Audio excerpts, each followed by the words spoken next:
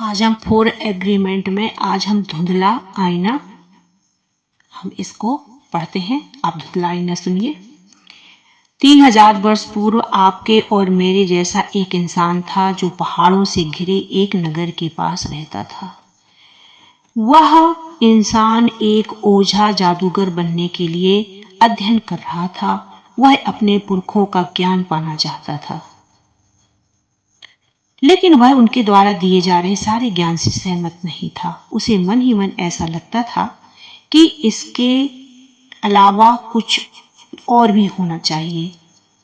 एक दिन जब वह गुफा में सो रहा था तो उसने सपने में देखा कि उसका अपना शरीर सो रहा है। वह पूर्णिमा की रात को अपनी गुफा से बाहर आ गया। आकाश साफ था, जिसमें असंख्य सितारे टिमटिमाते हुए देखे जा सकते थे। तभी उसके भीतर कुछ ऐसा घटा जिसने हमेशा के लिए उसके जीवन को रूपांतरित कर दिया। उसने अपने हाथों को देखा, अपने शरीर को महसूस किया और अपना ही स्वर सुना, मैं तो प्रकाश से बना हूं, मैं तो सितारों के मेल से बना हूं। उसने आकाश के सितारों को एक बार फिर से देखा और उसे एहसास हुआ कि सितारों से प्रकाश नहीं निकल रहा है, बल्कि प्रकाश ही सितारों को रच रहा था। उसने कहा, सब कुछ प्रकाश से बना है और किसी भी दो वस्तुओं के बीच का रिक्त स्थान भी प्रकाशमय ही है। अब वह जानता था कि जो कुछ भी अस्तित्व में था वह सब एक रूप ही था। वह प्रकाश जीवन का संदेश वाहक है, क्योंकि वह जीवन तथा सभी सूचनाओं से भरपूर है। इसके बाद उस इंसान को एहसास हुआ कि हालांकि वह सितारों से बना था, पर वह उन सितारों में से एक नहीं था। उसने सोचा कि मैं इन सितारों के बीच कहीं हूं, इसलिए उसने उन सितारों को टोनल और उन सितारों के बीच की रोशनी को नगुअल का नाम दिया। इन दोनों के बीच जो भी सामंजस्य और स्थान को रचता है वही जीवन है। जीवन के बिना टोनल और नगुअल का अस्तित्व ही नहीं हो सकता। उसे विश्वास हुआ कि जीवन ही सबका निर्माता है, वही हर चीज को रचता है।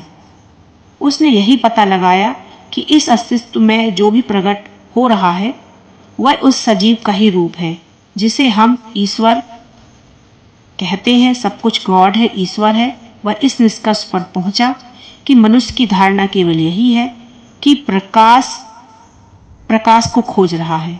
उसने यह भी देखा कि पदार्थ एक दर्पण है, हर चीज एक दर्पण है, जो प्रकाश को प्रतिबंधित करते हुए प्रकाश की छिब को, माया के संसार को और एक स्वप्न को रचती है।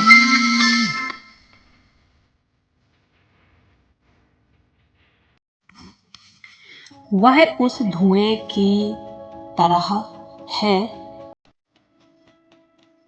प्रतिबंधित करते हुए प्रकाश के छिब को, माया के संसार को और एक स्वप्न को रचती है।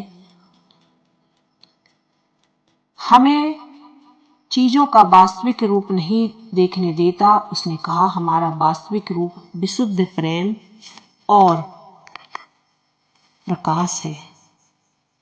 जीवन परिवर्तन। इस समझ ने उसका जीवन बदल दिया। जब उसे यह पता चला कि वह अमल में कौन था, असल में उसने अपने आसमान आसपास के दूसरे मनुष्यों व प्रवृत्ति को देखा और उसे वह सब देखकर बहुत आश्चर्य हुआ। उसने हर चीज में स्वयं को देखा। हर मनुष्य, हर जीव, हर वृक्ष, जल, वर्षा, मेघ, धरती आदि में स्वयं को देखा। उसने देखा कि जीवन ने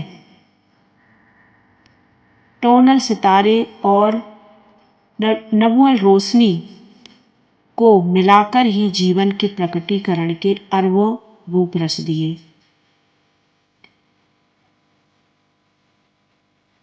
उन कुछ क्षणों में उसने सब कुछ जाना और समझ लिया। वह बहुत उत्सुक था, उसका हृदय शांति से भरपूर था और वह अपने लोगों को शीघ्र बताना चाहता था कि उसने क्या पा लिया है। लेकिन उसके पास इन बातों को प्रकट करने के लिए शब्द नहीं थे।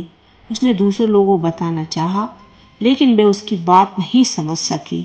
वे देख सकते थे कि यह इंसान बदल गया था। उसकी आंखों और वाणी में बहुत ही सुंदर तेज झलकने लगा था।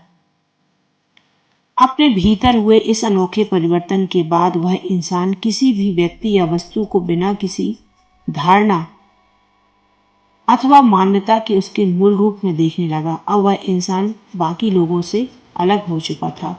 वह सभी को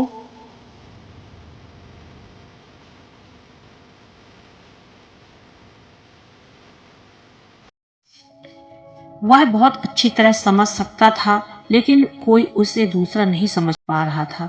लोगों का मानना था कि वह ईश्वर का अवतार है, और जब उसने यह सुना तो वह मुस्कुराकर बोला, यह सच है। मैं ईश्वर हूं, पर तुम भी तो ईश्वर हो। हम सब एक से हैं। हम सभी प्रकाश की छवियां हैं। हम सभी ईश्वर हैं। लेकिन अब भी लोगों ने उसे नहीं समझा। उसने यह जान लिया था कि वह बाकी लोगों के लिए दर्पण बन गया है। एक ऐसा दर्पण जिसमें वह स्वयं को देख सकते थे। उसने कहा, प्रत्येक इंसान एक दर्पण है। वह इंसान सामने वाले को दर्पण समझकर उसके भीतर स्वयं के सच्चे स्वरूप को देख सकता था, लेकिन कोई भी उसे दर्पण समझकर उसके भीतर अपने सच्चे स्वरूप का दर्शन नहीं कर पा रहा था। लोगों को देखकर उसे यह एहसास हुआ कि सब एक सपना देख रहे थे, लेकिन वे सजग नहीं थे। उन्हें पता नहीं था कि वे क्या देख रहे थे। दरअसल लोग उस इंसान को आईने की भांति देख नहीं पा रहे थे। उसके उनके और आईने के बीच एक कोहरा धुआं पर्दा सा छाया था। वह कोहरा लोगों के सपनों की अलग अलग धारणाओं से बना हुआ था। फिर भी वह इंसान जान गया था कि यदि वह भी इन लोगों के बीच रहा तो उसने जो कुछ भी सीखा वह उसे जल्दी ही भूल जाएगा। इस समस्या को टालने के लिए और सतत उस अनुभव को याद बनाए रखने के लिए उस इंसान ने स्वयं को एक धुंधला दर्पण कहना शुरू कर दिया। अब उसे विश्वास था कि इस नाम की वजह से वह हमेशा यह याद रखेगा कि वह इंसान एक पदार्थ यानी वस्तु का एक दर्पण है, और बीच का धुआं हम यह जानने नहीं देता कि हम असल में कौन हैं। वह इंसान कहता था, मैं धुंधला दर्पण हूं क्योंकि मैं स्वयं को अपने सब में देख रहा हूं, मगर हम सब एक दूसरे को नहीं पहचानते क्योंकि हमारे बीच धुआं छाया है। यही धुआं स्वप्न है, और दर्पण यानी स्वप्न देखने वाले आप स्वयं हैं। आंखें बंद कर बहुत जीना बहुत सरल है, क्योंकि आप जो भी देखते हैं उसे गलत तरीके से समझते हुए जीवन जीते हैं। John linen.